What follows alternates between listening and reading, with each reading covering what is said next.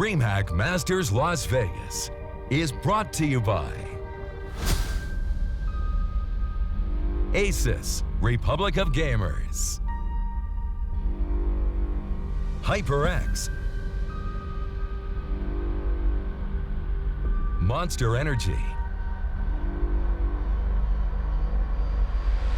live at MGM Grand.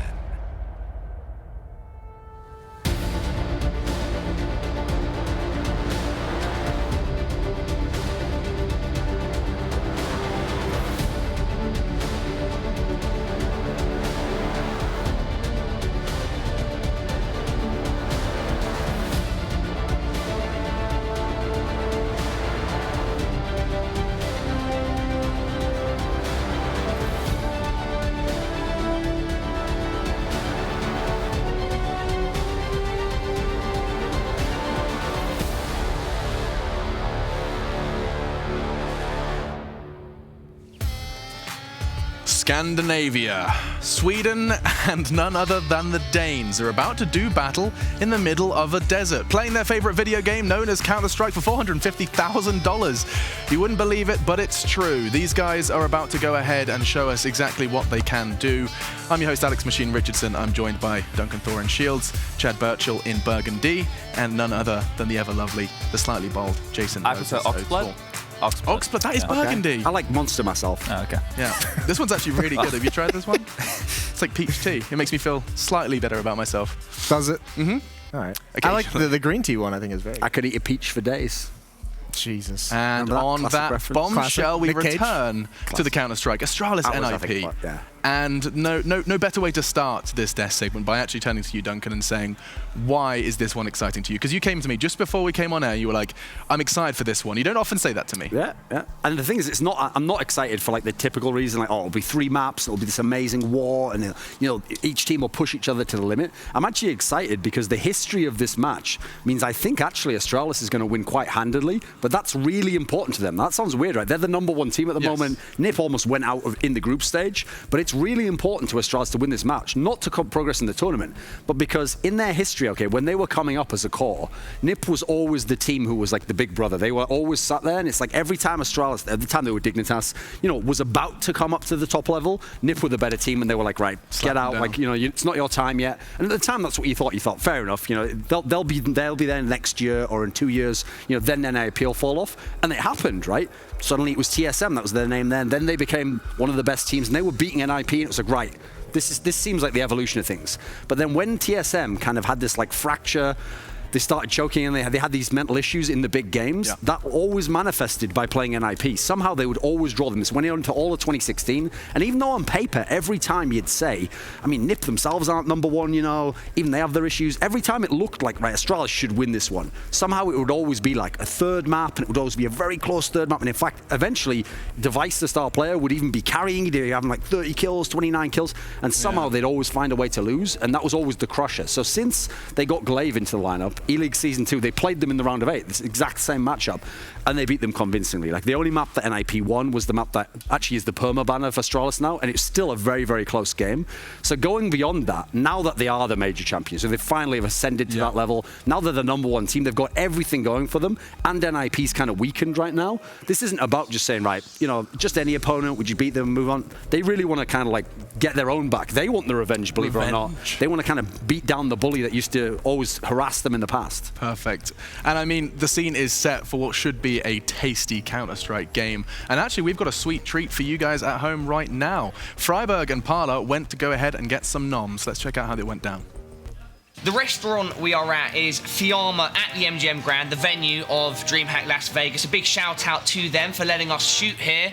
The meal looks absolutely spectacular. We're going to have some special drinks too, and so I'm very excited. Adam, how are you feeling? It's going to be great. I mean, good dinner with drinks with you, Paula. Can't be wrong, dude. Adam, thank you so much, bro. Let's get it going. Yeah. All right. What we're gonna do here is make our grilled octopus. This comes from Spain. It's wild caught. So we basically gonna take the octopus, drop it on the grill for a little bit. That goes in there. Grab a little bit of that. A little bit of olive oil.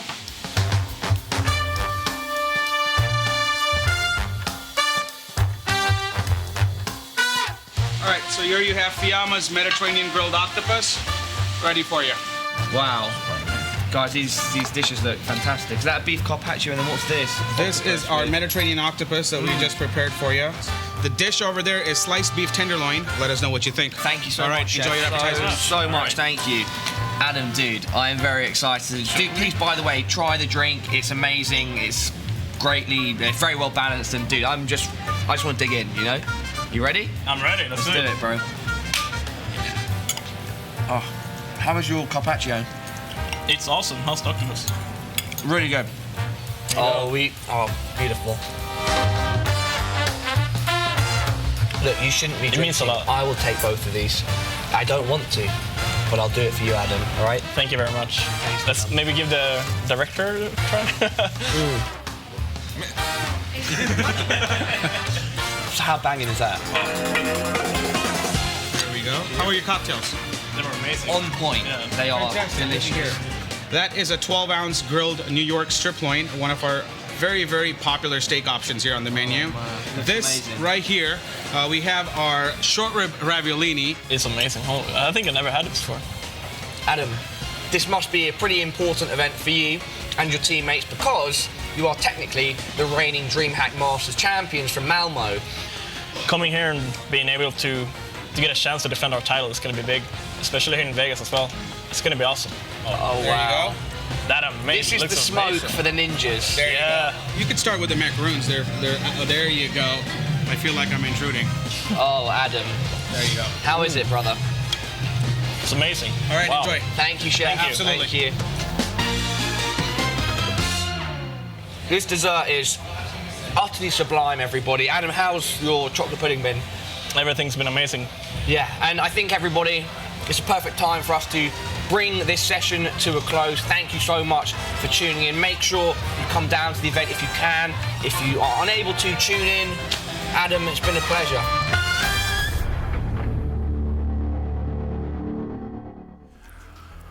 Well, there you have it. That's some fantastic looking meat, I'll tell you that. That steak looked good. And that's the beauty of having an event at the MGM Grand is you walk 5 minutes, you can have a steak like that and then watch some Counter-Strike like that. And you can, I don't even know if you can, yeah, you can still buy tickets. So if you just saw that, like, I fancy a steak and some Counter-Strike. There are a few seats empty.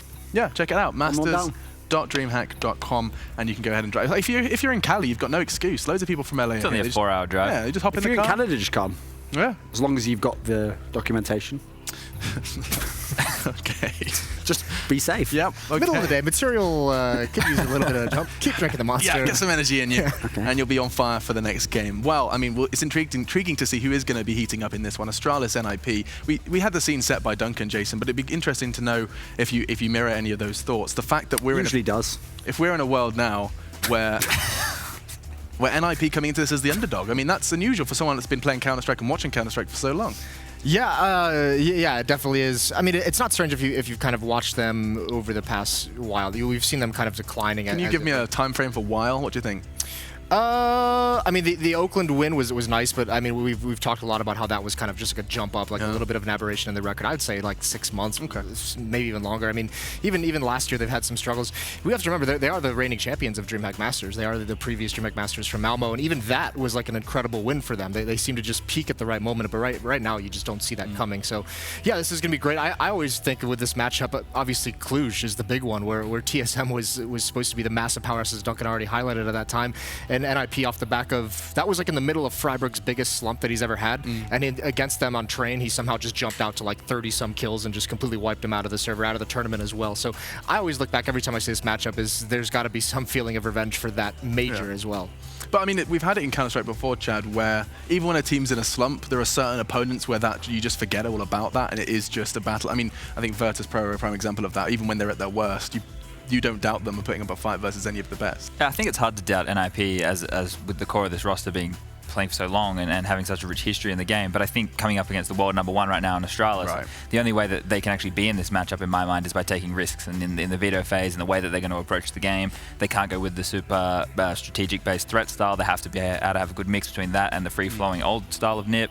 So for this matchup, it's hard to be super positive about NIP unless they're willing to take the risks to win the game.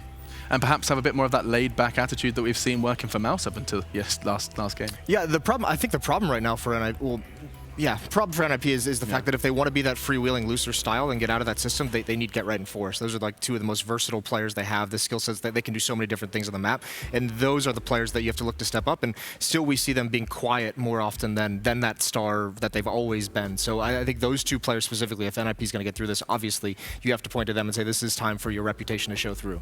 And with that said, we can, of course, remind everyone what those brackets do look like.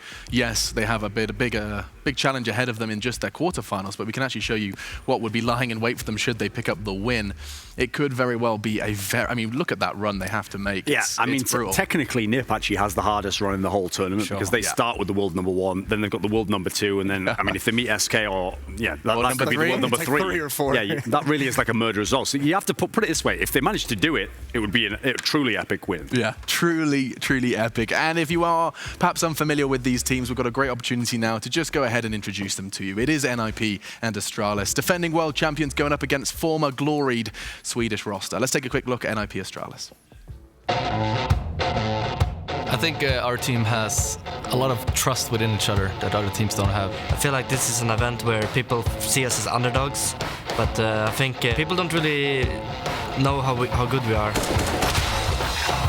We're coming in as the favorites, but we don't take anything for granted. The key to success and to win is to be together as a team and always fight like a team. And you win like a team and you lose like a team. That's very important to remember. He's going to be in so much trouble. DD's gone down, but Freiburg is the one who has to make his way through with a great headshot. Is he going to hold it down? Attacker wasting too much time. He's not going to make it. Freiburg actually stopped the defuse, goes for the fight, gets the shot. I think our form is a bit up and down right now. We had a pretty good last year, but the ending of the year wasn't that good. We're starting to feel like we're coming to a point when it feels more stable and more suited to our play style. I'm just hoping that we can perform to the level that we want to on this tournament. System. He finds 2, make it 3. We've been with each other in both up and down, so friendship and being strong together and knowing what our goals are. I think that's what we're really good at. Off the doors of Toxic as well. No window, no way to peek this. He's got perfect position. Doors can open right now, and down goes one. Planter found by Dupree. Stipex holds down the trigger and finds Hiko dropping in. I think we've been playing a little bit more sloppy in practice than we've done usually. Nice shot coming in from him. Then Dupree lines up a triple. We take one game at a time, and we know how focused we need to be from the start.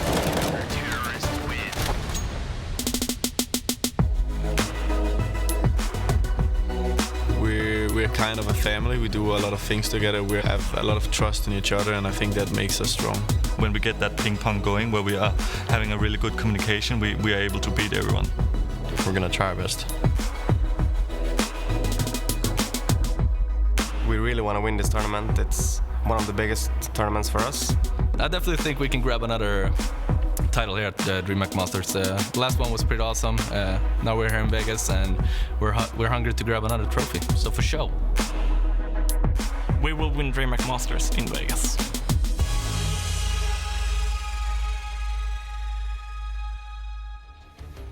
I'm just blown away by the 1-3-3-7 thing. That was awesome. Either way, Astralis are NIP's opponents, and they will be our next port of call. Defending world champion success in Atlanta, and I mean, I think, Chad, you amongst everyone here can acknowledge that that was something that I think they needed as a team, as a group of human beings, picking up that win after so long of being so close yet so far. That was one of the big emotional crescendos we've seen for a Counter-Strike. Yeah, I could only imagine how bad that would have killed them mentally if they were to get to the final and lose again. It's just nuts for this team who've had a roller coaster. But ever since the addition of Glaive, it's looked like a whole new roster, right? Like, it's actually brought the best out of Device. We've seen Dupree go into a different role with Kirby in the team. He's given him a bit more space, given him some of his positions on the map. And then Zipnix, as always, is the solid rock. He got a lot of flack. It looked like he was going to get replaced for a while there, but he's actually proved that he's one of the better players, and he's a really good support and role player in the team. I do love that story surrounding Zipnix, where they basically said to him, you have to perform. Step it up. You've got like 3 months. If you don't perform, we're going to look for someone else. And then he looked like the best player in the team for that stretch. Crazy, right? Yeah. Hunger. The craziest thing is you'd obviously, as a player, never want to go through what Astralis and TSM before that had to go through, choking and losing so many tournaments later on. But I think it actually has made this team stronger moving forward. I mean, you see him there, Dupree saying, we don't underestimate anyone. We don't take anything for granted. And yeah, they because they've been through it so many times, not necessarily that they took it for granted, but they've gotten so far and just collapsed right at the end that they know that it's difficult to win these tournaments. They know there is that block. So I think that is going to make them a very, I mean, they already are the best team in the world, but moving forward, that's going to keep them consistent because they're never going to underestimate anyone because they know they can get caught off guard when they least expect it to happen. So this is a team that I think moving forward is always going to be very well prepared. Returning to what Chad mentioned, Duncan, about Glaive and his presence and his influence in the team, it's kind of crazy to see just how much his leadership has guided these guys to victory, right? When you look at Carrigan and see what happened there, sure. And then Glaive, who from stand-in at the major to in-game leader to lifting the trophy, it's quite a rare story, a slice of Counter-Strike history, wouldn't you say? Yeah, I mean, the key thing is, like, Carrigan was a very good leader. Like, he won 5 championships with these guys. He got them to semis, he got them to quarterfinals. They always made the playoffs of every single major that he was in with them. So he was a fantastic leader, still a very good leader over in FaZe. But the problem is, when they started to lose, it wasn't just his leadership, it was all these factors. But unfortunately, that's one of the areas that it really emphasized it, which is that since players were playing poorly and certain players probably needed to be removed, we saw that later on, and players were out of the roles that used to be very good at. It all came to a head in as much as they all sort of became individuals. They didn't buy into the system anymore, and they were just sort of playing and just hoping somehow it would turn around. So the key with Glaive is, I don't think it's necessarily that Glaive revolutionized Counter-Strike and brought in something they'd never seen. It's just that they were at rock bottom. They kind of had nowhere else to go, and he came in and they were like, if we're going to do this, let's just go all in on this. Let's do everything this guy says. And I actually think this is where the very rapid rise is what's allowed them to go even further and win the major. Like, if they'd have had this little rise initially, but then they'd had a bad tournament or something, that's when the questions had come in. Do we need another player? Do we need to get a player from North? I don't know if they'd still be this core actually at this point in time, but basically it all went pretty much as well as you could want, It was a gradual step up, and now they are the major champions. And to tie in what Moses says, that's the thing. Since they've been through the ringer, and they've been really good, but then been upset, I think now that they're the #1 and they're the clear favorite of everyone in the world, at least until we see some of these other rosters, they kind of feel like they understand the concept of having a window of when you're supposed to win. Because when they were in TSM, they had that window and the window closed on them. So now they know this is our chance to win. Let's win every tournament we can while we're the best. Yeah, and of course, NIP had that surprise run over in Malmö as well. That was when we were sitting there singing their praises, saying, what happened here? And they're here to defend their title. To think it could end in the quarterfinals, according to this desk, there's no doubt there is still a whole lot of firepower there. The names such as Forest and Get Right do echo the halls often in big Counter-Strike moments. But there's these guys. Chad, we're not ruling them out by any stretch of the imagination, are we? No, and as I was mentioning before, the risk they need to make, if I can touch on that a little bit more, I think Inferno is a map which they need to pick if it's still in the pool. I'd love to see them go for that as a risky gambit play, or a Joker as MSL titled it. I think, with the chance that Astralis probably has practiced a little bit, but we don't know how strong it is for them, and it is that risk that they should take. And then with the style that I was talking about, when they've had Threat with them standing behind them as the coach, they look so rigid. When they were playing Train yesterday versus Cloud9, it was just in-execute after in-execute. On their anti-ecos, they were super strict with the way that they were playing them, which is a good thing. They were doing full smoke executes outside. Well, the thing is, you need a mix between both, especially if you're somewhat out-skilled, right? And I think the skill level in Astralis is a little bit higher. So you need to be able to make those risky plays and be able to pull off those clutches, and that comes with having to make looser decisions, right? So those are the risks that I'm talking about, and hopefully we see that here. I know this is always touched on the big question of NIP. I know Duncan and I, we talk extensively on counterpoints in our show about when they have Micah Laley. This is where we've seen the change in NIP, because he is that player who we termed it a playmaker, someone who can have impact, who's going to not really fall into that system, who's not always going to follow the structure of what's going on, but he's got to make an intuitive play. And that's why when this whole Pit versus Micah Laley thing was going on, a lot of people were saying keep Micah Laley, because this team, for sure. This team looks a lot different with him in there making those kind of plays. They don't have anyone who's doing it, especially as Chad said, when Threat's here. I mean, certainly everything is going to feel a little bit more rigid, and this is how they won the last DreamHack Masters, was with him behind them, with him coming in and making them more structured. But they lose that element of just balls to the wall type play, of just the adrenaline plays to get your team back in the right way. And the thing is, if there's one team right now in Counter-Strike you don't want to play a strategic default style, it's Astralis. They will grind you up. That's the mismatch right there. And of course, another mismatch could happen in those map pools, Duncan. Let's bring them up and start this conversation.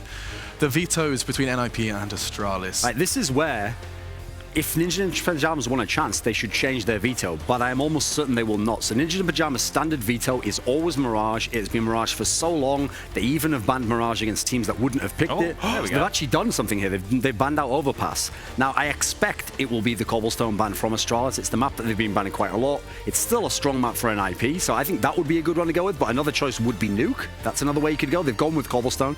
Now, here's the thing. NIP's choice. I feel like with what's available right now, they have to try and pick Nuke. This has to be the one that they go for. Chad says maybe Inferno, that's like a joker, but I mean, they've gone with Inferno actually.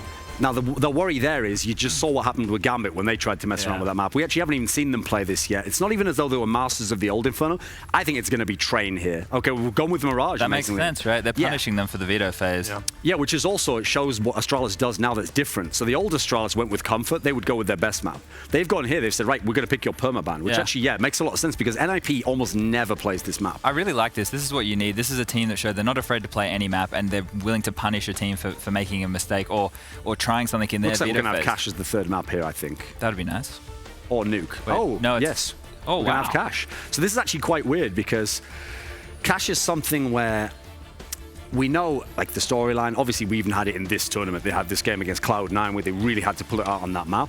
But this is the map where people were thinking, Astralis doesn't really play this one. You know, are they going to be any good? They had a game against Fnatic at the Major in the semi-final where, yes, it was overtime and it was a fantastic game to watch. But we really saw a fantastic T-side from Astralis on that game. Like, they really had that map figured out. That's one of the things that's scary, actually, about this Inferno pick, if you're the guys from NIP. I can tell you right now that Astralis have been practicing Inferno and they will have a T-side. They've done it on every map so far. It really is. Jason, I need your closing thoughts, and I need you to slap a logo in the bottom of that prediction graphic. I think it speaks as well to, even though in the video we saw a lot of the NIP players saying, you know, we're not as much underdogs as people think. I think this pick of Inferno shows that they know they're underdogs, because this really is a Hail Mary out of them. I'm going to take Astralis in this. I don't think there's any way you can go away from Astralis in this matchup, and I'm going to take it just 2-0. I think they're going to be well prepared on Inferno. Not inspired by that Inferno pick then. Chad, what are you saying? 2-0 Astralis as well. Wow. Yeah, I think it's going to be too easy for them, especially on Mirage. The game versus Na'Vi that they lost at the Major, it was still a really close affair, and I think NIP won't be anywhere near what Na'Vi were on Mirage, so it should be a pretty quick 2-0. And Duncan, are you going to join the train? Yeah, I'm going to say 2-0. I mean, the problem is I just haven't seen anything on Inferno yet. And like I say, after seeing Astralis come in and play Nuke, where you don't think they're going to play it, come in and play Cash, and have a legit T-side where they had strategies, they're going to have it for Inferno. They wouldn't have left it in otherwise. So I think they win that map, and I'm certain they win Mirage because NIP just does not know how to play that map, doesn't want to play that map normally. Fair enough. Well, we don't know if NIP are going to be happy with the Inferno pick, but I know one person who is. Henry G is going to be loving to cast this one. Is it? It's Anders and Semla. He's going to love watching it, though. Oh. Well, we used to be friends. I just lose track. I lose track. You're all sitting down, doing things and having time off. I don't know what that feels like. So, Anders and Semla. I want you guys to cast the game. I know he's like a Redditor, so... oh, God. Not his opinion, Semla. Don't get me started. I think you guys are good still. It's NIP, classic match, classic casters. It is indeed. Anders and Semla, classic names to cast this one. What are you saying, boys? It's confusing when Thorin tells you different things, you know, because just not too long ago, he's tweeting that Sadogus is the best caster in the world. I didn't say he was the best. I said you're the classic one. You're like classic offensive. There we go. Don't get me banned. I think Vegas is getting to Alex at this point. Forget who he's working for, forget who's casting the games and everything. There's something going on here. Once again, there was no champagne on the desk, so that's the problem. They started, they set a precedent with champagne in the morning, and now I just don't know what to do with myself. It's a hard life, you know. It really champagne, is. Orange juice, get your vitamins, everything that you need. I think I saw a video that you were in called Champagne in the Morning. We're going to leave it there. Right, I'm going to go talk to Duncan privately. I'm going to leave it to Anders Semla. Yeah, the madness of the analyst desk visited upon us again, but we are ready. This is going to be a great game. I mean, the core of these two rosters have been battling for a very long time.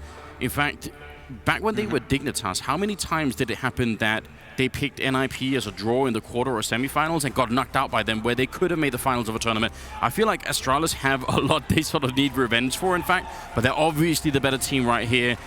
The community actually just favoring NIP in the votes. That's obviously a slight madness. Pretty wild. What do you think? Are you going to go 2-0 as well for Astralis here? I'm going for Astralis in this one, and only because of what you just said. The fact that it used to be that every time they ran into Nip, Nip beat them, Nip knocked them out of the brackets. They never really got deep. It was just curse, you know, the curse of running into Nip for Astralis every single time. Now, however, it's time for Astralis to go on the rampage and just beat up on Nip. The tables have turned here, Anders. I mean, the worst possible example of that exact scenario is obviously Cluj-Napoca, the major, where I think many people, myself included, actually thought Astralis would make it all the way to the finals and had a very good chance of being, you know, either top 1 or 2 in that tournament. And then they lost to NIP at a freak loss, you know, just almost out of control. This could be different, or maybe not. NIP certainly made their way here. And yeah, quarterfinals, maybe they'll show up and really be ready. This really needs to become the standard for Get Right. He has to have the hitman hair every time. It worked for him yesterday. He's had a bit of a rough tournament, kind of touch and go. Yesterday, he showed up, he performed for NIP. Now that he's actually, you know, he's dyed it black, he slicked it back. It looks good. He looks sharp. It's time to do some work here for him, Anders. He's just such a nice and fluffy guy that it's impossible to imagine him being a hitman. But obviously in the server, it's different, so maybe that's where it'll come through.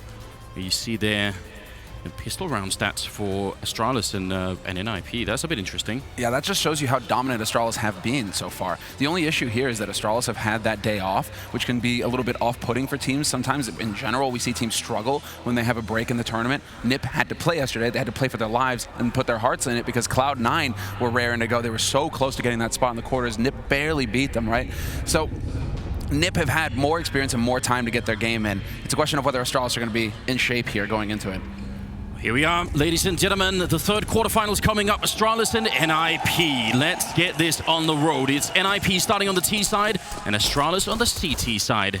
A Device, cheeky shot coming out as he's running, but so far he hasn't really done much. And NIP, they're just speeding up through middle. They're not even going to slow down. Running all the way to quad. Device is alone, holding. He's going to get immediately run over. The Glock train coming right for him, and Kjaerbye missing a lot of shots. Dupree luckily landing a couple of headshots in the background. And Kjaerbye goes down, and suddenly it's a 2-on-2. No slowdown for NIP. The bomb is going to be planted here, and Astralis need the retake. They need to get control, however. Not sure if they heard the steps mid, but they certainly should have. They were close enough on the site to hear where the man is coming from on short, but they have to worry about the crossfire. Zipnix and Glaive still here, and there's going to be a wrap coming around. They're trying to hold out on the site here, Nip, to get that crossfire going, but it's not working. They have to hit some shots. What the hell is going on? Why is no one dying? They're boxed in and somehow still staying alive. Glaive will get the kill, and that leaves Python. He goes down. Exist with a double. That might have been one of the ugliest 2v2s I've seen in a very long time. There was a lot of ugly there. Pith was reloading as they were shooting him in the back, and somehow he just stayed alive for an extra 5 or 7 seconds. A good news for Astralis. I love the speed from NIP, you know.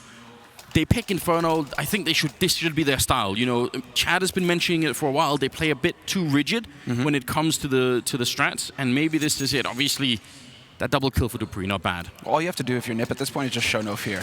You know you're the underdog coming into this match. You need to just rush at Astralis and try and destabilize them early. Look at Kjaerbye, you know, don't think that we would see him be that sloppy getting into a pistol fight and not finding the headshot right. An entire mag used by him with nothing done and very little impact from him, in fact, in that round, right? So there is going to be some shakiness here from Astralis, but not from Device. Device is the king of performing, basically. Day in, day out, you know what to expect from him.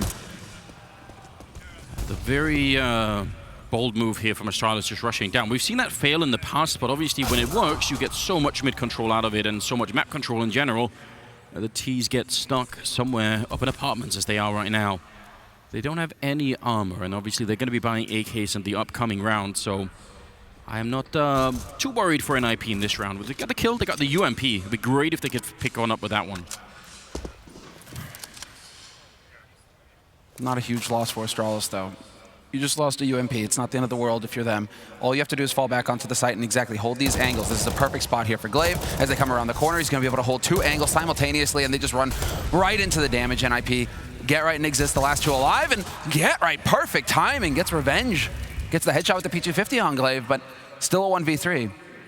Oh, the pain of shuffling your weapons as you're trying to look for the entry there. It will be Exist going down to the grenade of Kjaerbye, and Astralis picking up a second round, but losing more than they needed to, really. They lost 2 UMPs. They saved the M4s. That's what matters, right? So Astralis, they shouldn't be feeling too bad. It's still going to be a very powerful buy for them going into the 3rd round here. They're going to have all their nades. They aren't skimping on the kits either. They really aren't leaving much up to chance here, Astralis. Whereas NIP, because of the bomb plan and the pistol round, they have the money for the AKs, and they actually have a fairly decent nade count. Yeah, they're not doing too badly either. And Astralis' economy is not great after this buy. Just losing the Kevlar, having to rebuy the grenades, it's still pretty expensive, so gotta be careful with that. Bottom banana control coming in for Astralis over on the other side, at least early on. Something that was very popular in the previous version of Inferno. Now it seems almost everyone is just holding top banana for the majority of the time. And with apartments, is it going to be a flash in from Exist? This could land right on Dupree. This could be a very good entry. Exist, there's the flash Dupree. He can't see a single thing, and now they're down in pit, but Spray comes in. Kjaerbye takes one. Dupree goes down in return. Kjaerbye's still alive by the hay cart. And are they finally going to find him? Device there with a perfect timing, saving Kjaerbye, turns around and very nearly gets the kill on Exist, who turns it into a double. There's still a minute left here for this 2v2. Yep, there's the timing. Exist needs to get onto the site and get the bomb plant. ASAP. Has to happen right now. He does have support from Python Pit, and that fresh smoke going up, but Astralis are just going to double up. They know that they've tagged these guys. They know that they're stuck on the site, that they have no room to maneuver with. So long as Astralis get that buddy system going. They gotta be careful. Glaive has a smoke. If he puts it down the wrong way here, Pyth could use it against them. So very, very tricky that they don't mess this one up. Bomb is down. Exist is very low on health. Pyth goes down. Glaive comes in with the frag, and that leaves Exist in an almost unwinnable position here. Trapped in the corner with just 12 health, and any bullet here will take him down, and they know exactly where he is as well. He still gets the spray, taking down Sip. Somehow it's a one-on-one. Glaive is on the other side, and Exist, he can't make it work this time. He is going to go down. They will have enough time for the defuse as well with that defuse kit, but that got a lot closer than it needed to be. And for NIP, they get the bomb plant, they're down to a one-on-one. I would buy in this round. I would definitely buy in this round. Go for the full force. Yeah. I mean, you have Exist, he has money for an AK Kevlar. The rest of them, it's going to be a skimp sort of situation for him, but Freiburg invests in Kevlar P250, but I think this is going to be more of a half-buy situation. Exist with the hero AK, he'll go ahead and invest the money, but everybody else is going to kind of drop their bank down to around $2,000 so that they can buy up in the next round. So NIP kind of looking for the long game here. They're going to give Astralis a chance to breathe. Nice flick from Device. Did have the perfect angle. Forrest going to pick up the fallen AK, and Astralis 3 rounds. Not exactly 3 overwhelmingly confident rounds, I would say, but 3 nonetheless. It does hurt their grenade count. It does obviously hurt their economy. And as long as NIP keep the pressure up here, any of these rounds could force the eco on the Astralis side and bring NIP back in the game. I like to see the boost. Now Glaive's got a little bit of an angle. He's going to be watching exactly. He's going to try and dodge. Any of the nades coming up, he'll be ready for it. And there's 2 layers of defense now at top banana if NIP elect to go B. They haven't gone there yet. It's been nothing but A here to start off the round. And so Astralis now, they're just waiting to see when NIP are going to change it up. And it's looking like now's the time, Anders, because they were coming right around the corner. They line it up, and that AK catches Glaive off guard. A lot of damage returned to Pith and Forrest, though. That's a problem. 50 seconds on the clock here. I think it's going to be very hard for NIP to get onto a bomb site now, unless they can get a really great entry, either B or mid. They still have time to rotate back. It's one of the really fun features of Inferno is how quick you can get from banana to A mid, and let's see if NIP are going to try and utilize that. 35 seconds left. It looks like it's going to be much more of the running gun. They have 2 guns to use now. That AK is still alive on Freiburg. They hand it over to him. Get Right has the HP to get that UMP, and then 2 pistols to back them up. The only issue here, no nades. And so Device misses an easy shot for him. He should have definitely been able to have that. He's going to be counting on his teammates to keep him alive. Xyp9x is baiting him right now. The Device gets the headshot on Freiburg as they try and push onto the site, and so far so good. He's still here, and there's Xyp9x to save him. Perfect play from Astralis. They give NIP nothing to work with. And you could really feel the lack of grenades there for NIP. If they had like one single Molotov, an HE, anything, right, to force Device out into the open, but only having the pistols and the AK, it just doesn't work out for him in the end. Yeah, it's really tough, but good patience and good just discipline on Device to not go and repeat that. We'll just allow Kjaerbye to do his job over on that side. It will be 5th round coming up here in NIP, because you just pointed out, it was only the half buy. They can go for it once again, and they're going to lose Get Right away and taken down by Dupree. That's a big kill. And Device there to watch towards Pit as well. Forrest missed the shot. There was a chance for NIP to get the man advantage, or at least bring it back to a 4-on-4. But it doesn't happen, and now Astralis are going to start falling back onto the site. Once again, we're seeing very little presence from Astralis in apartments early on. Like, Device he ventures for a little peek in there. But it looks like he's going to change it up and hold the angle. Exactly. So he's waiting for somebody to come around that corner. Pyth and Forrest about to oblige. There it is, the headshot. What a peek from Pyth. That was perfect. Even over-peeked the angle in case Device was holding close to the left-hand side there. Wanted to make sure he didn't immediately go down. Xyp falls back, and Glaive tries to take over the same position, and that's going to cost Freiburg his life. 3 versus 4. Can be 1, but as they lose Exist 2, you have to wonder what the rest of NIP could do. Man, they can't catch a break. That was through the smoke blind from Glaive. He was just putting shots out there, and he gets the headshot. And now Dupree, They're pushing their advantage here. Dupree going for the push into T mid. He's going to get picked off by Forrest, and so Forrest brings it back to a 1v3, but there's still a man alive here. And Kjærby holding the angle does not miss the shot. So little that Forrest can hope to do there in that situation. A 5-0 lead now for Astralis, and no bomb plants in these rounds here for NiP. So they have 2 players that could buy AKs, but it's going to be a bit light for the rest of them. So another half buy, I think, here for NIP. 5-0. Such a strong start for the Danish side, and NIP struggling to keep up at the moment. And what's even worse is that now this becomes the beginning, the foundation of an economy for Astralis. They can start to really put it together. Grenades going into middle of Banana. Not really any damage being up, but there's so many HEs and 3 people waiting up here. Sip gonna pick up the first couple of kills, and now the rest of NIP come charging in. Forrest, he got flashed, so he couldn't really follow it up, and there's the spray down from Dupree. And eventually it's Sip with the triple, but NIP ran into a pretty big stack there. Easy work. Now, what I'm wondering, considering Device still has that AWP, right? He's been having it a lot over towards the A side of the map, right? Towards mid. He had that apartment peak in the last couple rounds where Pyth ripped his head off, right? When is he going to take it over to Banana? And sure enough, heading over towards B now. So Device showing us some versatility here. What I would have loved to have seen, though, is like the HEs going down mid here. They have HEs. They have 3 HEs on Astralis. We've seen how effective that can be with how little we've seen Inferno played so far this tournament. But a lot of teams on CT side, once they have those HEs, they're chucking them down mid, and the timing works out that if NiP are playing aggressive, boom, they're taking shrapnel to the face. I'm getting worried for NIP. One of the most common plays on this map, if you're on the T side, is getting the mid control, forcing people back to sort of, you know, further back arch and all the way into pit and A bomb side. Once you've got that mid control on the T side, it opens up so many avenues. You can do some really great fakes, or even just some standard good executes towards the A bomb side. And it feels like NIP are not even managing to get that part of it down. They're getting banana control, that's all right, but I want to see something as similar as a mid take here. Well, Freiburg, it's not like he has to wait and see if he's going to actually go for the kind of top banana control, right? With this wall here now, it's very difficult actually to catch anybody. You need to commit some grenades to it. You're going to need some help from a teammate, I think. Because in the meantime, NIP are working their way over towards A and Astralis. This is perfect for them. They've cheated an extra player over here. 45 seconds left in this round. 4 players on A. If NiP fully commit, it's going to be brutal for him. And there's the peak for info from Dupree.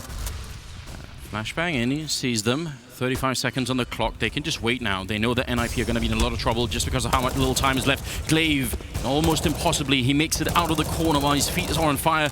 And he's going to be falling way back into CT spawn. They are getting this mid-control, but it's so late in the round, it might not work anyway. 20 seconds left. They get the kill on Glaive, and up on the box, Dupree sprays 1, gets a second, turns around, and is ready for the balcony, but he can't get the 3rd kill in. And now NIP, the best chance they've had yet in this first half. Sipnix and Device are left, and they should not be allowed to get in and retake this site. So fun to see these old angles getting sprayed once again. Players, they've still got it, it's hardwired into them at this point, but they're going to have to learn some new tricks here if they want to pull this off. NIP with a classic long push, and it works perfectly for them. Now the bomb plant is here, man advantage for NiP. They've got the post-plant situation sorted. Easy now for NiP to hold this. So Astralis now, because they're not getting a peek here from NiP, they're not getting an early kill, it's starting to get close to that time where they're just going to back off and save these guns. They don't have a fantastic economy. No, in fact, 2 of their players wouldn't be able to buy unless they save these rifles. So the exactly saving 2 rifles is important. If Sip somehow got caught here, that would be a problem for them in the upcoming round. But that won't happen. NIP gonna finally pick up a round here in the first half, making it 1-6. Still heavy favorites for Astralis, but you've got to appreciate the fact that they managed to make that wrap work. Going back towards Arch, coming in as well for quad, and sandwiching the bomb side. It was just so, I mean, they waited just long enough. It's a question, I mean, it's tough for Glaive at that point because if you still haven't seen them commit, or you haven't had any information as far as bomb or anything like that, you want to keep the 4 players on A, but then you're just going to start thinking, well, it might be B. So they rotate that extra man that they had back to B, and NiP choose the perfect time to hit. And so for most of that round, Astralis had a distinct advantage there if NiP were going A. They just happened to throw it away at the last second. So we'll see if Astralis are brave enough to hold it this time. Freiburg! Woo, the King of Banana taking down Device right away. That's one hell of a good shot to get started with, and with so much time on the clock, it really gives them a lot of options. A real question is, will Astralis try and find a way to revenge this? Are they going to take a risk to get it back to a 4-on-4? Or will they just do the default? I hate this. All the way back from the old version. If you're in a 4v5 like this, if you make it sort of 2B, 2A, I think that's a very good way to lose the round, just because it's so unlikely you're going to be able to defend 2 versus 5. But here we go. Or if you come up with something clever like this, Xyp9x can make the difference here. He's going to be looking right over it, mowing down 2 players, and no answer from Nip. He's even going to get a third through the smoke. Just like that. Some clever work. And they're going to go for the reboost. Xyp getting the 4th kill in. Goes for the spray, and there's the ace. Every single one. How could NIP not know about that position? I think in the first 3 minutes that this map was out, it was already discovered that you could do this boost to look over the smoke. I'm really shocked that NIP did not realize that. Well, finally we have another ace here. It's been really light on the aces so far this tournament. Nico and Simple are the only 2 to have really picked up an ace. Xyp9x joins that illustrious group. Well done. And well, that's just going to be heartbreaking for NIP. And now they go for the 4 Sanders. They're starting to feel the pressure here, Nip. They realize, wait, we need to do some damage. We need to get something going for ourselves here because we really needed to put 2 rounds together to put Astralis under pressure and to open up the game for ourselves. Now it's time to take a risk. And Nip are going back to A. They've had success so far over here on this bomb site. It's time to try and make it work again. Oh man, that's really a bit sloppy for NIP in that last round. They're going to try again to get out of the balcony to flash in, but you see this time, dupreeh turns around. He'll eat the follow-up one, though. Kirby gets one in the pit, and Device follows up, taking down Pith. So this is looking very good for Astralis. They are in a 3-on-3, but they've got a pretty big health advantage, so they should be able to hold on and go and reclaim the bomb site. If the bomb ever goes down, it's in pit right now. Yeah, he just got out, and he dodges the bullets as well. friberg's so low on HP. There were some shots put through the smoke there. Everybody is hurt on NIP's side. This should work out for Astralis. They have a glaive on kit as well. So no real reason to rush it too much. Take your time, clear the angles. Combined 29 health right now on NIP. They shouldn't be winning this. The Molotov, that's probably going to take care of Get Right. It doesn't tag him yet, but the headshot most certainly will. A bit overkill. Bomb is ticking quite far now. friberg comes in, takes one with the spray, and is hiding in the smoke, but not for too much longer. Diffuse has been started there, and Astralis going to be able to win the round. 8-1. NIP bringing it kind of close with that balcony rush.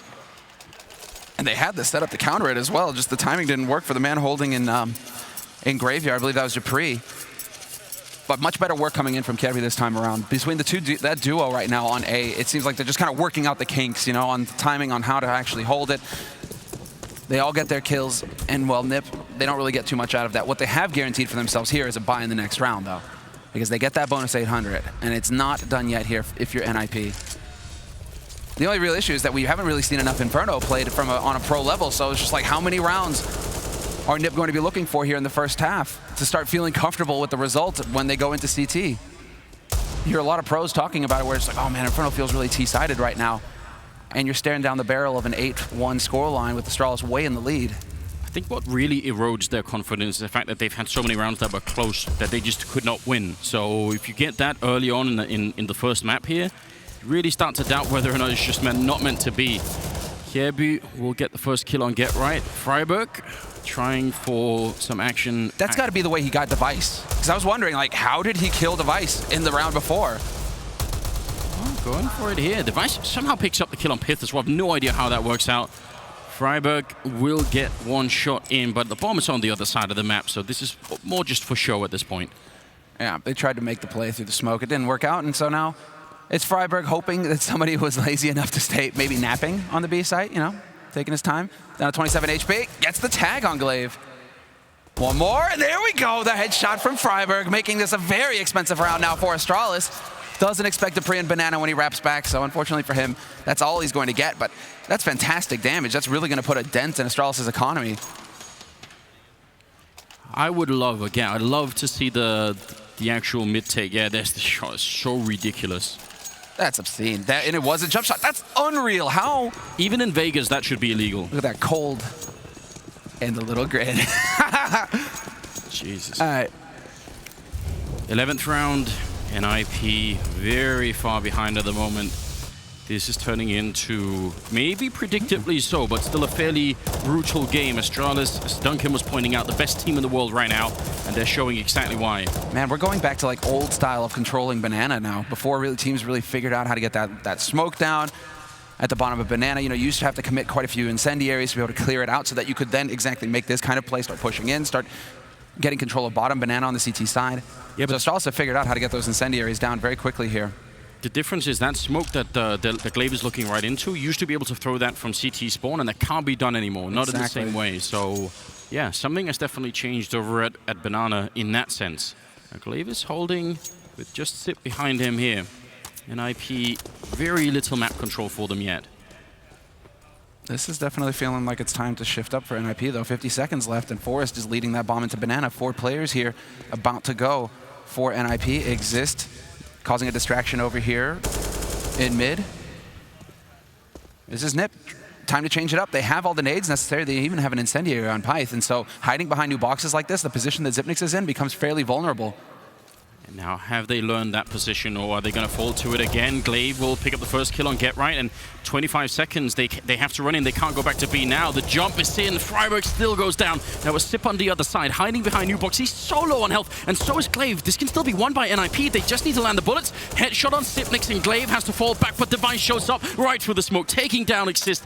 And Python Forest here. Can they get it? 8 seconds left. They gotta go for the plant. There's no one there to interrupt them just yet, so at least they'll succeed, but they need to win this. Oh my lord! Pyth, what are you doing? Taking down Glaive and Device and making it look easy from a 2v4 into a 2-on-2. And now Astralis have got to be sweating what just hit them. They're trying to see if they can get back in, but Pyth, he is charged here behind the new box. The bomb ticking in front. Forest with another headshot, leaving Kjaerbye down in a 1-on-2, and Pyth is going to go for it. He gets the triple. All of them headshots. Counter-Strike artwork here coming in from Pyth.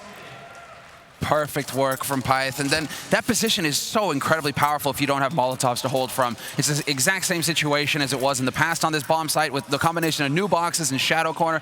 If you just sit there, look at how Pyth, he's just constantly jiggle peeking. He's never really committing to a fight. He's just trying to stay alive. That's the perfect after plant situation play there from Nip. That's how you do it. Textbook stuff. And the shot from Device, but he's not going to get it. Astralis have fully committed to this round, though. This is all of their money spent.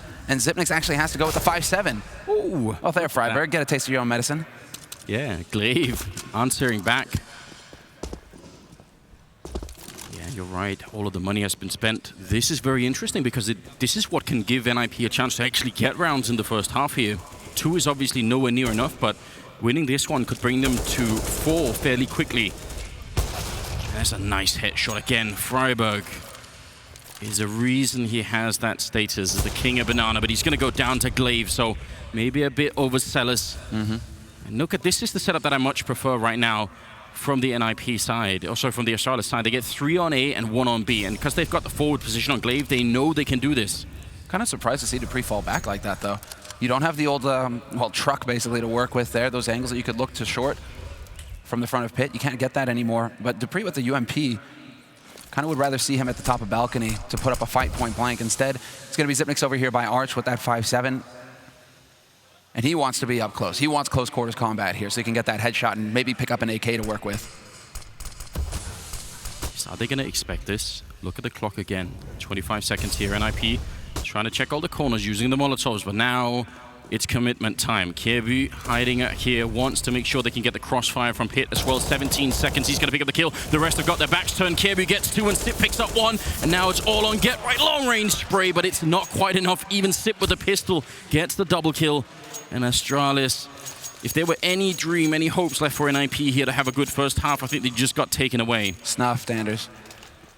NIP are having a real difficult time when it comes to starting off in best-of-3 series so far. The best-of-3 yesterday versus Cloud9 was not pretty at the beginning. They basically got beat up 16-6. Well, no, 16-2 on Cobble to start. Like, Nip just sitting at 2 rounds here. It's a little nerve-wracking for him. Look at Astralis. They don't even care anymore. They win the round, they buy 4 UMPs and an M4. They know that they're not going to have any armor, so they've done the math. They've managed to figure that much out. This could be, yeah, this could be another sort of 13 type 2 type scoreline here in favor of Astralis. Absolutely. And now Kjaerbye is holding aggressive on balcony. They are setting up for it. If they could get the first kill here on Kjaerbye, if that happens, maybe there's a chance that the A-bomb site will go down fairly quickly. Now, actually, just as I say that, Device is rotated back onto the site. He was a bit absent. Freiburg, he gets the damage in, but not enough for the kill. Sip keeps spraying. nearly gets a big double there. Pith goes down, so does Exist, and no chance at all in that round. 11-2. Astralis don't even lose a single player. We've got to point this out as well, and it's timely. The panel were just talking about how Sip had the sort of return after they sort of threatened to cut him from the roster if he didn't improve. Right now, he's at 17-2-4 as a scoreline, so pretty good ratio on him, and maybe one of the reasons why Astralis is doing so well at the moment. Absolutely. Zipnix is, I mean, he's worth his weight in gold, as far as I'm concerned. He's definitely one of the better players on Astralis. And yeah, right, I mean, he did have he was struggling when they were about to cut him, but the double spray from Forrest to open up B site already? Forrest just catching him off guard, and now he's going to get into construction. This is going to be so difficult for Astralis to work their way back in here. And really, just Astralis should be sitting and waiting to see if they can't get any exit kills at this point, because going into a 3-on-5 retake on the B site, it's not likely. Don't even commit the nades. You know, it isn't worth it. Again, their money is not exactly great. 3 of them could rebuy, but 2 of them definitely cannot. So better just save. Make sure you get the 12th round in next time here. Maybe one last hurrah for NIP here in the first half. A chance that if they get 11-4 and win the pistol, we could at least have a game on our hands, I think. It can definitely change it. And you can never really count NIP out. Even now when they're struggling so much, they still have that quality where they never give up, basically. They're always fighting until the bitter end. Players like GetRight, like Forrest, there's too much experience in this roster. And so Device, he's been spotted in Library, but he's got the UMP, so it's not the end of the world here if he gets caught. It's the 2 M4s that you need to save at all costs for Astralis, and it looks like everybody will survive. I mean, NIP don't want to be sacrificing rifles themselves either going into the last round, and so gentleman's agreement, back off, save the guns, and focus on the 15th round. 11-3 now. Yeah, and this is just timing. This to me is just Zipnix, you know, the B defense for Astralis, not quite figuring out where Forrest can be. And so they take a risk, right, with the HEs, but it's just figuring out the timing here. You need more work to get that down. And Forrest, he hits it perfectly there. Last round of the half coming in. Not a single time have we seen HEs thrown down mid, though, for Astralis, which is interesting. I mean, those are so effective, and NIP are constantly pushing mid, second mid, so I think you could get something out of it, but we're just not seeing it from them. Oh, clever. Flashbang, yeah. Just up on the chimney. Gonna try and see if they can make their way out. Kirby goes down after a quick trade there. And now all the smoke's up. Look at this. And Device can't really see anything. Dupree trying to see if he can maybe get a grenade down into Pit. Device goes down, but Sip is right there. They've rotated in from Banana. Such a quick rotation coming in here from the Danish side. Sip picking up another 2 kills, leaving Exist 1 versus 3. They had the site, they had everything going for them. And then they get flanked. Almost too quick for them to even realize. Now it's on Exist here. 1-on-3, no bomb plant, and they know exactly where he is. This is almost unwinnable once again for him. I love the lack of hesitation shown by Astralis with how quick that rotation comes through. Dupree, there's nothing really Exist can hope to do at that point. He had no idea that Dupree was in that angle, and so it's a 12-3 scoreline going into the second half here. Astralis way in the lead. That's the kind of call that Glaive now, and that he's capable of making with his team. And you're always going to remember the 29th round versus VP where they rush A on train to win the major. I mean, that's the kind of call that Glaive can make, and the team will react instantly. They'll follow him. It's been a massive change on Astralis ever since Glaive came in to replace Kerrigan. But if we were discussing earlier in this half about the difference between holding top and bottom Banana, and this is one of the big reasons why you want to hold bottom Banana, is as soon as you get the call from your teammates in A that, oh, they're wrapping around, you're instantly there, right behind them. You saw the damage to NIP. They just had no idea what was going on. So, yeah, that's a good sort of way to illustrate the tactical difference between those 2 positions once you're on the CT side. It's very curious as well that we just I think we didn't see enough basic stuff out of NIP. Again, the mid control, the pushing Astralis back and making sure that they can get that mid control and maybe try and get onto the A-bomb side. I don't think there was quite enough of that here. There was a lot of executes from NIP. It seems like, okay, they had time to practice a little bit on Inferno, so they tried to iron out a few strats that they could fall back on. But Astralis is just too effective right now. They're hitting their shots, and that's a real problem. Let's see if it's going to change up here in the second half. 12-3 for Astralis, now on the T side.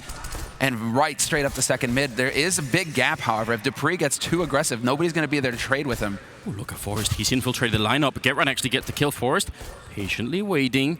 Got to be careful no one walks in from second mid. He's going to check all of the angles now. He might be going a level too deep with this. I'm glad he's going to walk out Banana again, and there's the kill on Kirby.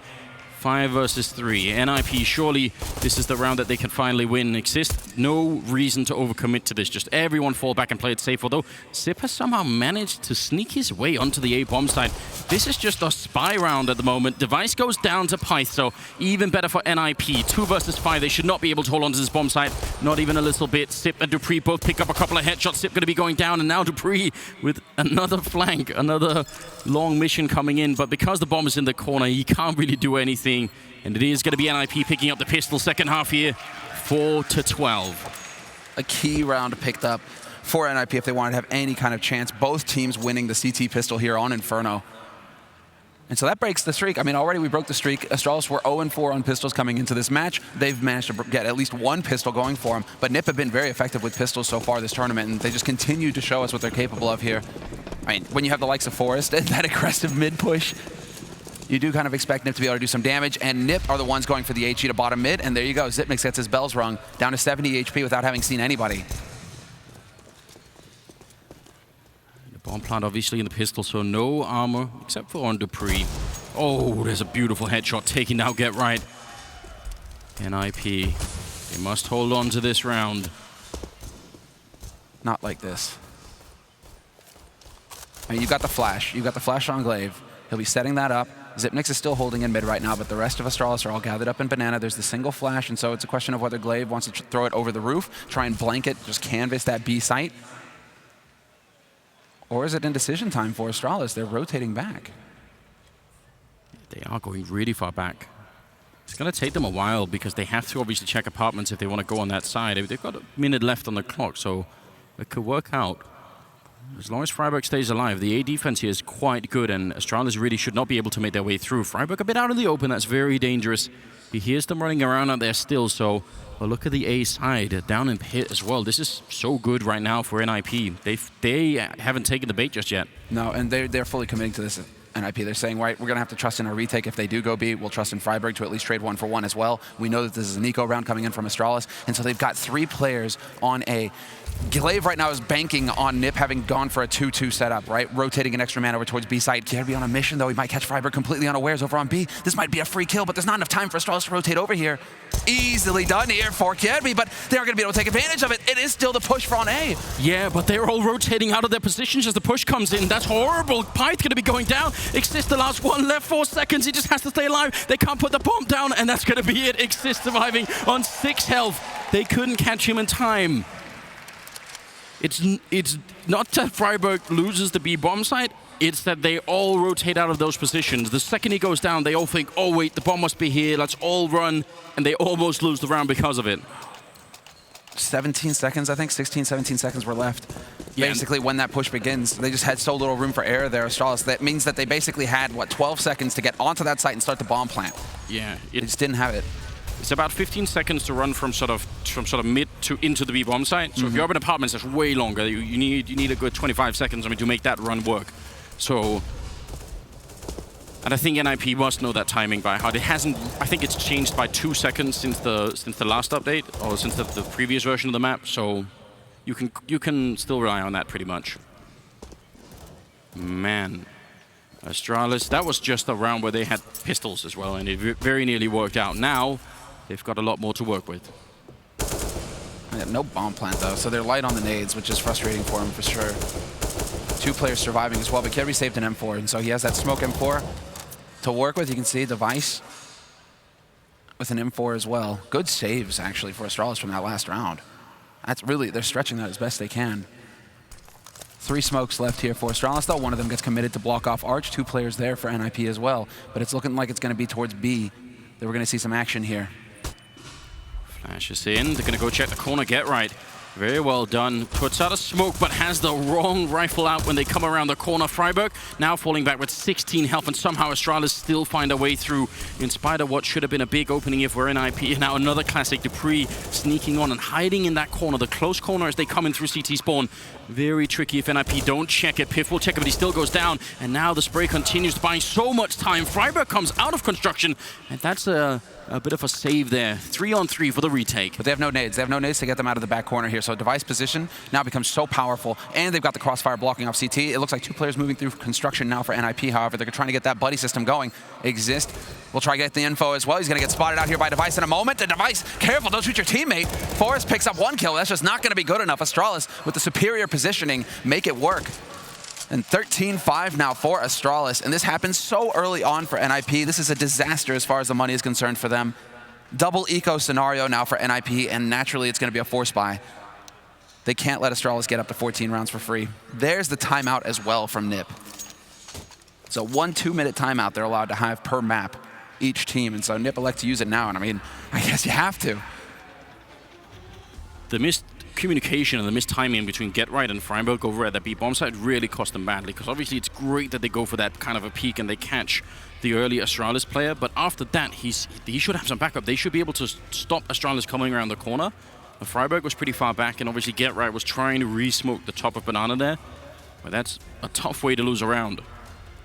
13-5. If they had the economy, if NIP was sitting on a massive bank and they could buy auto snipers and AWPs and all the grenades they'd want, it would be at least possible to entertain the idea that they could make the comeback. But because they have no money, as you said, they're forcing into this round, it's very hard to see how they can make this work. Astralis, just a powerful team. Even in this remade version of Inferno, obviously they were good on in the older version. No way to know that they would be good on this one, but they are. Both of these teams you kind of expect to be, at least to have the fundamentals of the map down at least. And then it comes down to adjusting to the new details, right? And okay, how do you actually use this new Banana that's pretty, I mean, there are still the choke points. That wall at the top of Banana, you know, creates quite a choke that you have to work around. How do you approach that? You know, it's going to be refining new details. But the actual basic fundamental strats that you can use on this map, they carry over. I just think right now we're just seeing a big difference between a strong start for Astralis with some clever positioning. The boost on B, NIP got slapped around. They lacked confidence after that, and Astralis just never let up. NIP were never really able to get into the game after that. The timeout is about to run out here. And IP, this is it's only going to get worse from here on out, because I believe the second map is Mirage. So we haven't seen NIP play Mirage yet this tournament. So no, and as Duncan was pointing out, they tend to ban it. That's been their go-to. This time they banned Overpass instead, and that allowed Astralis to say yoink. In that case, we're going to pick that one up.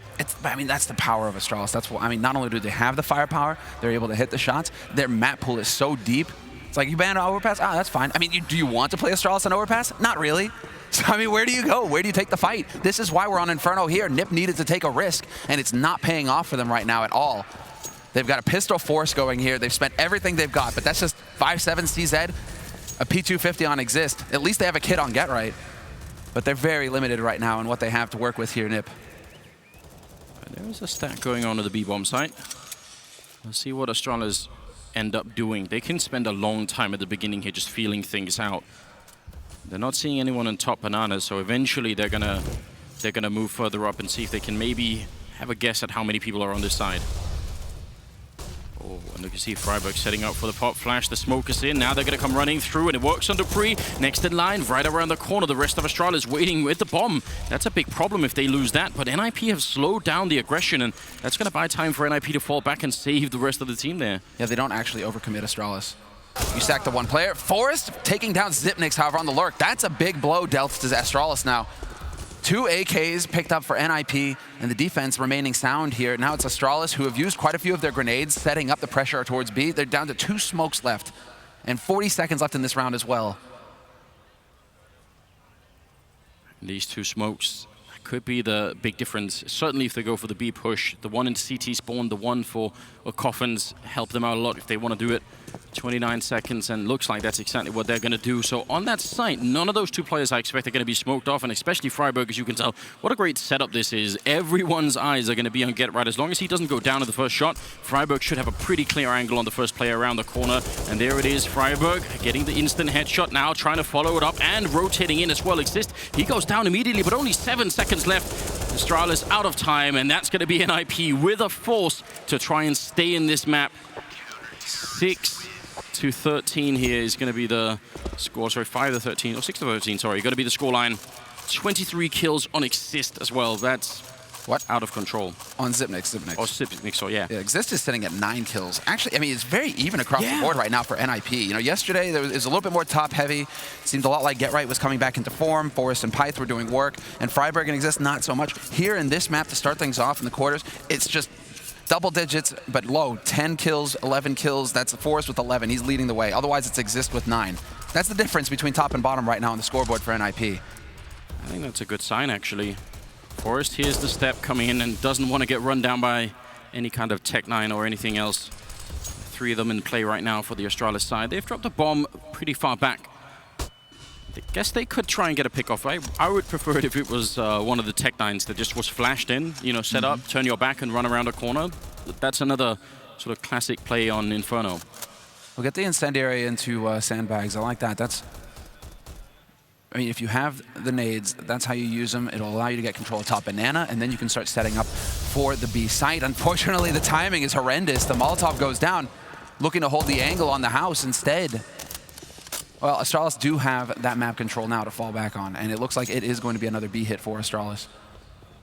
50 seconds left here, and Nip already rotating Get Right back over here to support Freiburg. I like it. Yeah, but they have almost no grenades. They don't have Molotovs or anything else that can buy time, so once the smokes are in, the crossfire is going to be broken, and Astralis are going to have a very good shot at getting onto this bomb site. There is a quick rotate coming in from Exist. He's going to be there faster than they might expect, but Freiburg needs to hit a kill. Get Right picks up one on Glaive, but he's going to go down to Sip, and now it's all on Freiburg. Has to stay alive, but he cannot for very long. Device will be dropping him. 4 versus 3. A great execute here for Astralis. Yeah, perfectly timed.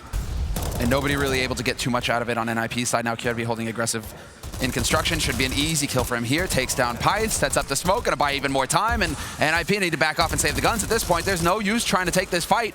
This heavily favors Astralis. They have all of the positioning. Exist will make it more expensive though. 1-2, but that's where it ends. Kjærby there to trade it. And Astralis 14 rounds on the board now. And NIP right back in the doghouse. They have no money. We talked about knowing the fundamentals, but the way that Get Right and Freiburg were set up in that B bomb site, it was always going to be the case that Get Right would be smoked off. And then you have to ask yourself, when Freiburg has no grenades to buy time, how is that going to work out in the long run? They could have, I think they could have taken a much more aggressive position so that the smokes would have at least landed behind them, and then they could have tried to win with the M4s. I think actually that was a positional mistake in that round for NIP. It's actually what you see a lot of on A-side Cobble as well. That decision, right, where you're going to have that second player holding connector. How often does a smoke go down a block off connector, Anders, right? And then it's turning it into just a single player holding on the site. And that's exactly what we saw here with Freiburg. And so Forest trying to peek for info, but Astralis have been very good about taking over apartments when they might want to make that A play. Dupree, 2 kills for him. And really, this still doesn't say a lot to Nip. They only got killed from Dupree, and then he didn't see anybody else. It is going to turn into the A hit, however. So they'll know soon enough. Best of luck to Exist right now, who is trying to hold along with the C-set 75 against 5. Not every day that works out. Freiburg and Get Right are left, and obviously it's about to be 15 rounds here for Astralis. They are looking to sweep this map away from NIP, not even asking any questions along the way. Tough. This is, I mean, to get beat up again on your map pick is not how you want to start a best of 3 versus the best team in the world. It's looking a little bit grim here for the Swedes. And, well, I mean, it's playing out kind of how we expected it, right? I mean, Astralis, they used to just run into Nip and get clotheslined. Tables have turned completely. Now it's Astralis that are just so fearsome. Freiburg not going to find the headshot. Device was quick enough to react. A full buy here for Astralis, and NIP, it's just going to be, I mean, they have to cross their fingers and hope that they can pull off another incredible eco win, because they don't have the money for anything more than a UMP on Forest, and that just means he has no nades.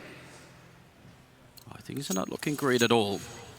Top fragger on NIP, well, there's 3 of them tied for 11, but the bottom fragger on Astralis is Glaive with 11. So that also says something. The sort of top and bottom on each team meet right there. Grenades down the middle, not really doing any damage this time around. NIP, again, I think believing in the comeback now, you'd have to be a diehard NIP fan for that to work out. The NIP magic has been gone for a long time, it feels.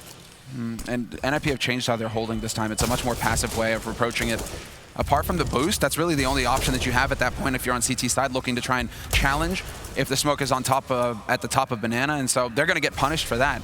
But over on A as well, a very passive hold from NIP, no presence in apartments, and that's what worked in the last time, where Forrest is able to pick up the kill and exist, get that AK rolling, take out the flanker on Astralis. Instead, it's Pyth hoping for more than one headshot. It's not going to happen. It's not a bad shot, but it won't do that much to save them in the round. Now, NIP trying for the boost of their own. Astralis, are they going to recognize it? Comes charging through. Very nearly could have picked up Dupree, who was trying to get that bomb down. Forrest and Exist, 2-on-3. Another very unlikely retake, especially with them actually rotating the bomb back to the A bomb site. So NIP, if they go and check this bomb site, then they might get shot in the back by Kerbu. If they rotate back, then they're going to get clotheslined by Sip, who's holding in that ninja corner over by the archway. So this is Astralis making 100% sure they win this round. Yeah, I kind of want, exactly, Kerbu to rotate back over towards new boxes. He's going to get caught by Exist, however. That's big. But they realize very quickly, NIP, the bomb is not here. With no kit, I mean, unless they can pick up a kit in transit, they won't have the time for the defuse. I mean, Zip has the nades as well. So, I mean, he's got the angle on Arch. He can buy even more time with the smoke. And, well, there's the shoulder peek from Dupree. Catches Exist looking the wrong way. And this sets it all on Forrest. Now to clutch at 1v2. And one tap from Zipnix. Scream, not here in person. Oh, my God. So there's outplayed, and then there's a round like this where you just end up trying to hold the B bomb site while the bomb is going down in A, and you realize way too late. 16-6, ladies and gentlemen, as the Astralis pick up the first map against NIP and look to try and make it into yet another semifinals here. Remember, as we've been pointing out, introducing this game, that NIP are the defending champions here at DreamHack Masters. Right now, it is looking like a really, really rough opponent. And as the panel we're talking about, the bracket right now for NIP means even if they defeat Astralis and make this 2-1 in their favor, they have to play Virtus Pro next. It's madness. It's not pretty, Anders. It's whoever is going up against it, we're going to get... I think what's likely at this point, having predicted Astralis, obviously, is we are going to get a rematch of the grand finals of the last major in that semifinal, which will be insane. Astralis VP, let's go for days. But we have to see how it's going to pan out in the second map, and if NIP have got a surprise for us, because Mirage is next. It's Astralis' pick, but there's very little info to go off of regarding NIP and what their shape is on the map. Yeah, this would be a nice time for them to have, you know, not just one ace, but a couple of them up their sleeve. You know, the pocket aces come out, and they've certainly practiced it a lot. The threat is certainly capable of that kind of thing, but I sort of doubt it. I think this is going to be another really, really tough map for NIP. All right, guys, we're going to take a very quick commercial break, and we'll come back for the second map in just a few minutes.